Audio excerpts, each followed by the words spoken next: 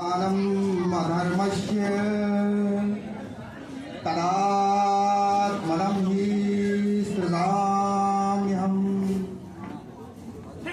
परित्राणाय साधूनां विनाशाय च दुष्कृतां धर्म संस्थापनार्थाय संभवामि युगे युगे संभवामि युगे। कहीं पे राम लिख देना, कहीं रहमान लिख देना, कहीं पे राम लिख देना, कहीं रहमान लिख देना, कहीं बिस्मिल, कहीं अशफाकुल्लाह खान लिख देना, कहीं पे राम लिख देना, कहीं रहमान लिख देना, कहीं बिस्मिल, कहीं अशफाकुल्लाह खान लिख देना। मैं मर जाऊं तो मुझे बस कफन देकर तिरंगे का मेरे कब्र की मिट्टी पे हिंदुस्तान लिख देना। परम आदरणीय संस्था प्रमुख और हमारे कार्मिक विभाग के उप महाप्रबंधक महोदय और यहाँ पर उपस्थित सभी मेरी सम्मानित स्टाफ, एचआर की टीम और यहाँ पर उपस्थित सभी माताओं एवं बहनों का, सभी बच्चों का, मेरे साथी कार्यकर्ताओं का, आज गणतंत्र दिवस के इस पावन पर्व पर अपनी संस्था आरएसएस परिवार की तरफ से मैं सबका हार्दिक स्वागत करता हूँ। वैसे तो मैं कुछ मिठाई नहीं, लेकिन मैं अपने बारे में आप लोगों को बताना चाहता हूँ कि सबके दिलों की जान बनाया है आपने, सबके दिलों की जान बनाया है आपने, मुश्किल को भी आसान बनाया है आपने। और कैसे अदा करूंगा मैं आपकी मोहब्बतों का कर्ज, सलमान को पहचान बनाया है आपने। गणतंत्र दिवस के इस पावन पर्व पर मैं आपको सबसे पहले उन वीरों की कहानी से जोड़ना चाहता हूं, उनके जीवनी से आपको अवगत कराना चाहता हूं, जिनके लहू के कतरे ने इस हिंदुस्तान को आजादी दिलाई थी। वो वीर जो सीमा पर जाते हैं, मां की सुरक्षा का, मां के आंचल का, हिफाजत का शब्द लेकर जाते हैं। जब वो सीमा पर पहुंचते हैं तो अपनी ड्यूटी को ज्वाइन करने से पहले जो मां भारती से वो एक वादा मांगते हैं। अपनी मां से वादा करके तो जाते हैं, लेकिन जब वो मां की शरण में जाते हैं तो वादा करते हैं, वादा मांगते हैं कि बाग की कली को महकता छोड़ आया हूं, अपनी नन्ही सी चिड़िया को चहकता छोड़ आया हूं। बाग की कली को महकता छोड़ आया हूं, अपनी नन्ही सी चिड़िया को चहकता छोड़ आया हूं।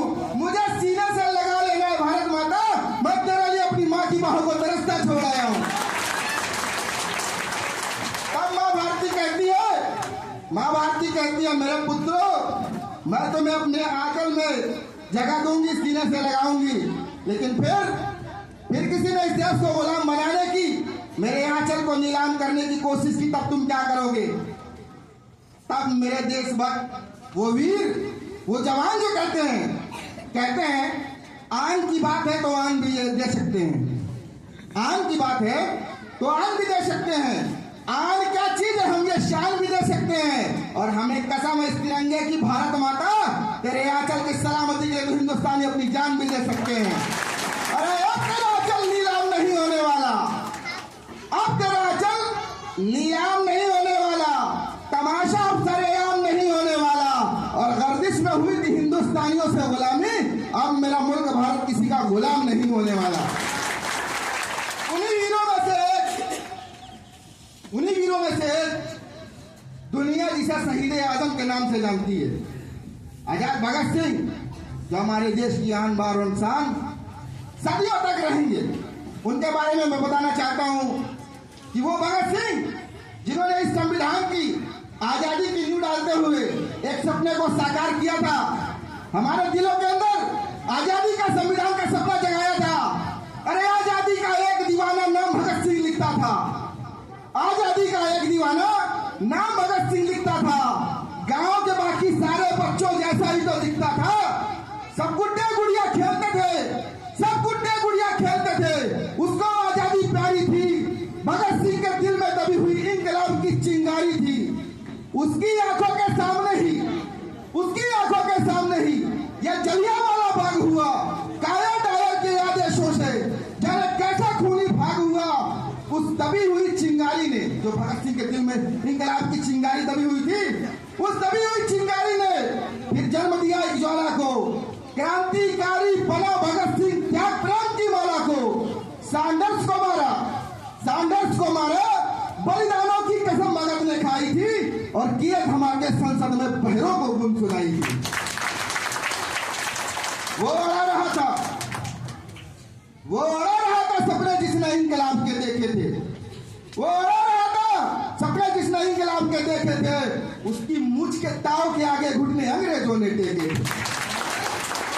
माँ से बोला जब माँ विद्यावती उनसे मिलने बैरक में जाती हैं तो कहती हैं, उनकी दयनीय हालत को देखते हुए कहती हैं, ओए मेरे शेरा, ओए मेरे वीरा, मेरे भक्ता, इतनी मुश्किलों के बावजूद भी तेरी आंखें नम नहीं होती है, तेरा कलेजा नम नहीं होता है।